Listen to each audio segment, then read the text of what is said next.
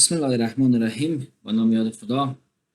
عرض سلام دارم خدمت دوستان گرامی علاقه‌مندان به برنامه نویسی. در خدمت شما هستیم با برنامه نویسی شیگرایی در جاوا از مجموعه آموزش های آکادمی علوم تکنیکی فتاک. جلسه چهارم است و در این جلسه قصد داریم راجع به مقادیر پیش‌فرض برای پراپرتی ها و همچنان تفاوت بین primitive data type و reference data type خدمت شما صحبت کنیم.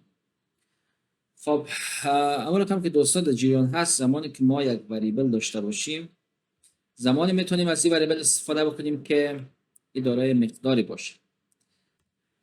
با مثال این بحث ادامه میدیم. شما فرض کنید که یک وریبل داریم مثل x و میخوای که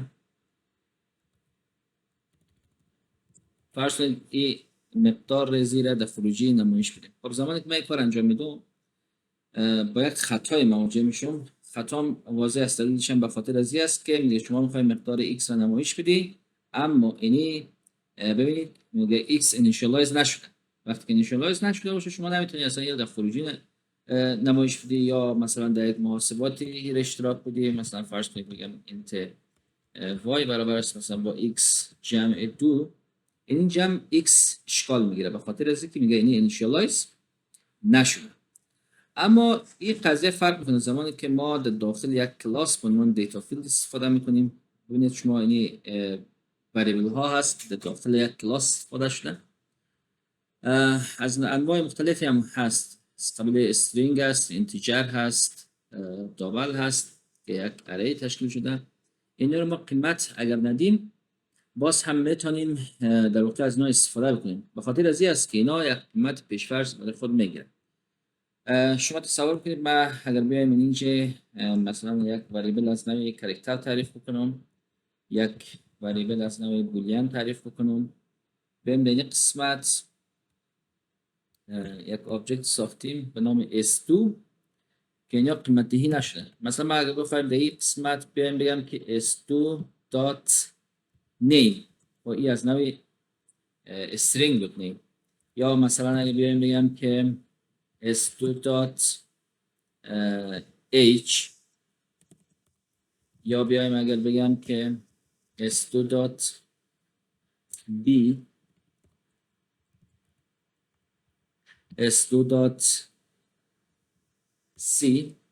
ببینید مکمل نیم h b و c اینا وریبل ها هستن که من داخل کلاس هم تعریف کردم. بدون از اینکه اینا رو قیمت دهی کنیم ببینید که برعکس اون وریبل x اینجا از ما ایرور نمیگیره، یعنی میتونیم نقطه خروجی نمایش بدیم.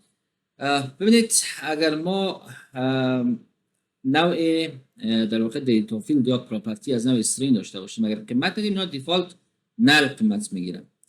اگر از نوع عددی باشه صفر قیمت میگیره. اگر از نوع بولیان باشد اینا فالس قیمت میگیره و اگر از نوع کاراکتر باشه اینا یک مقدار خالی را در خروجی به شما نمایش میده.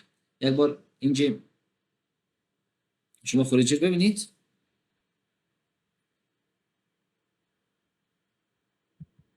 ببینید یعنی s2 name همون نل هست، ما قیمت ندادیم. وقتی قیمت نداده باشیم میره نل در واقع قیمت میگیره، یا مثلا age را صفر قیمت میگیره و اینی که از نوع بولیان هست فالس گرفته و اینی که سی که از نوع کاراکتر بود یک مقدار خالی هست که اینجا چیزی برای ما نمایش نمیده.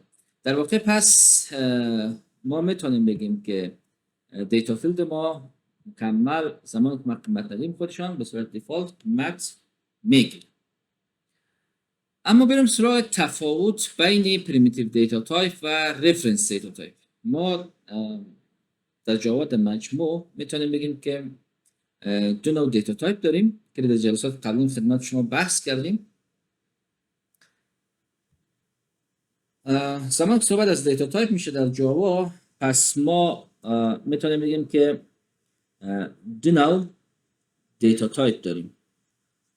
نوع اول ما از نوع پریمیتیو هست و نوع دوم ما از نوع ریفرنس یا آبجکت هم میگیم. پریمیتیو دیتا تایپ یا در واقع امو 8 نوع دیتا تایپ که قبلا هم خدمت شما معرفی کردیم، آنها هستن و ریفرنس دیتا تایپ کلا دیتا تایپ ها یا نوع دیتا هایی است در بین از ما میتونیم آدرس آبجکت ها را ذخیره بکنیم.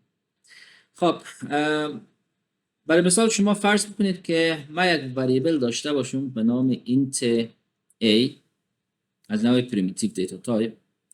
خب من یک قیمت هم میدم، مثلا فرض کنید قیمت میدم 5. خب کاری که انجام میشه در حافظه به این شکل است: یک وریبل به نام a تعریف میشه، از لحاظ حافظه‌ای در بین از 5 ذخیره میشه. خب اگر ما بیایم از نوع ریفرنس فرض کنیم کلاس استودنت که ما شما پیشتر داشتیم، یک کلاس داریم به نام استودنت مثلا s1. خب داخل از یک آبجکت میسازیم و ذخیره میکنیم new student. خب این چی کار میکنه؟ این میره یک وریبل میسازه به نام s1 و این آبجکت که با تمام محتویاتش که میتونه شامل ویژگی های از او باشه، میتونه شامل متد ها یا رفتارهای از او باشه و این از او قرار میگیره و این هم داره اشاره میکنه به همین آبجکت. خب من میام این قسمت یک دونه وریبل دیگه تعریف میکنم. یک وریبل دیگه تعریف میکنم. این وریبل نامش میمانم int b. در بین از این میگم a ذخیره شد. اتفاق میفته به این شکل است دوستان: یک وریبل ساخته میشه به نام b، در بین از این a ذخیره میشه. داخل a چی است؟ 5. خب پس در بین از این 5 ذخیره میشه، مقدار a ذخیره میشه یا قیمت a ذخیره میشه. خب دقیقاً این کار انجام میشه. اما اگر ما بیایم در این قسمت یک وریبل دیگه بسازم از نوع ریفرنس به نام s2، در بین از این بگم بیا s1 ذخیره کن. خب حالا اینجا دقیقاً میره یک وریبل تعریف میشه به نام s2، گفتیم s1 ذخیره کن. خب در بین s1 چی ذخیره است؟ در بین s1 آدرس این آبجکت ذخیره است. پس امی آدرس میاد در بین s2 هم ذخیره میشه، یعنی همزمان هر دوی از یا اشاره میکنه به این آبجکت. یعنی شما s1 هم از طریق s1 هم میتونید به این آبجکت دسترسی داشته باشید، از طریق s2 هم میتونید به این آبجکت دسترسی داشته باشید. خب پس میتونیم بگیم که تفاوت عمده ای که بین پریمیتیو دیتا تایپ و ریفرنس دیتا تایپ هست همین است که شما در پریمیتیو دیتا تایپ مستقیما قیمت را ذخیره میکنید در بین خود وریبل. در ریفرنس دیتا تایپ آدرس میتونید ذخیره بکنید و این آدرس اشاره میکنه به یک آبجکت که آبجکت جای دیگه ای از حافظه قرار داره. اگر ما بیایم در این قسمتی کار انجام بدم، خب در بین b 5 ذخیره میشه، اما در این چی در بین s2 s1 ذخیره میشه که هر دوش اشاره میکنه به اون آبجکت. یعنی من باید بتونم اگر از طریق s2 یک قیمت را در این مقدارش ما تغییر بدم، مثلا فرض کنید در اینجا بوده مثلا در ابتدا نیم از این مثلا بوده علی، من میتونم از طریق s2 بیایم این نام رو تغییر بدم. این زمان که شما از s1 هم در اینجا دسترسی پیدا میکنید میبینید که نام تغییر پیدا کرده. خب بریم یک بار امتحان بکنیم. خب ما دو تا وریبل داریم به نام s1 و s2. من برای فعلا حالا دیدید در s2 در واقع ما قیمت ذخیره نکرده بودیم، اما اگر بیایم اینجا به جای اینکه آبجکت میسازم مستقیما بگم که در داخل از این s1 ذخیره شد. خب اینا اگر من بیایم بگم که s2 دات info، ببینید اطلاعات مربوط به مو s1 رو برام نشان میده. ببینید در بالا هم s1 info رو گفتیم. حالا هر دوش که من نمایش بدم این اجرا بکنم، ببینید که هر دوش داره به یک آبجکت اشاره میکنه و هر دوش دقیقاً داره یک آبجکت نشان میده برای ما. حالا اگر ما بیایم در این قسمت مثلا بیایم بگم که s2.name، مثلا بیایم اینجا من نیم تغییر بدم، نیم مثلا بگذارم احمد. اما ببینید ما اگر بگم s1.info، ببینید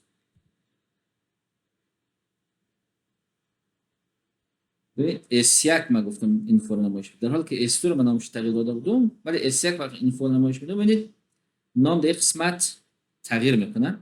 پس این نشان میده که ما از طریق از طریق دو آدرس میتونیم به یک آبجکت هم دسترسی داشته باشیم. خب چون از طریق هر دو آدرس یا هر دو وریبل از نوع رفرنس به یک آبجکت دسترسی داریم، خب قطعا تغییر در یکیش، چون هر دوش به یک آبجکت نشان میده، در دیگه‌ش هم تغییر ایجاد میشه. خب نکته بعدی که وجود داره ای است، زمانی که من این فقط قبلا من یک تا وریبل ساخته بودم و در داخل از او یک آبجکت مستقیما ذخیره شد، اما اگر ما بیایم اینی کار انجام بدم، ببینید چه اتفاق میفته. من به جای اینکه مثلا بگم که S1 مستقیم ذخیره شود، بیایم به این قسمت به این شکل بگم که اصلا برو یک دونه آبجکت جدید بساز، یک آبجکت جدید بساز و آدرس در بین از این ذخیره کن. خب اینش که اتفاق میفته به این حالت است، اصلا میره این یک آبجکت جداگانه ساخته میشه و این اشاره میکنه به این و در واقع این قسمت دیگه وجود نداره، به این حالت میشه. خب اگر ما بیایم اینال در خط پایین بیایم اینی دستور اجرا بکنیم، ببینید چه اتفاق میفته. من در این قسمت اینا بگم که بیا در بین S2 S1 را ذخیره.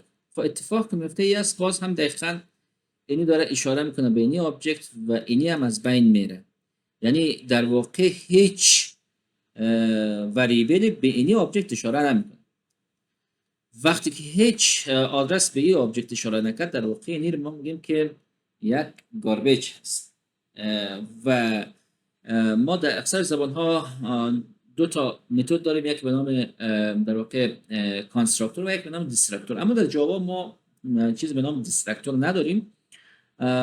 یک بخش وجود داره به نام JVM یا جاوا ویرچوال ماشین. اینی میاد تشخیص میده اونو آبجکت هایی که آدرس نداره و آدرس جای ذخیره نیست و غیر قابل استفاده است، میاد اینا تشخیص میده و اینا رو از حافظه پاک میکنه و باعث میشه که حافظه ما اشغال نشه. خب امیدوار هستیم که مطالبی که در این درس ارائه شد مفید واقع شود. انشالله که تمرین فراموش نشه. یک بار دیگه همین موضوعات را که ما در اینجا کار کردیم انشالله شما پیش خودتان تمرین داشته باشین و اینا رو عملا کار کنین تا مبحث را دقیقاً متوجه شوید. خداوند یار و نگهدارش.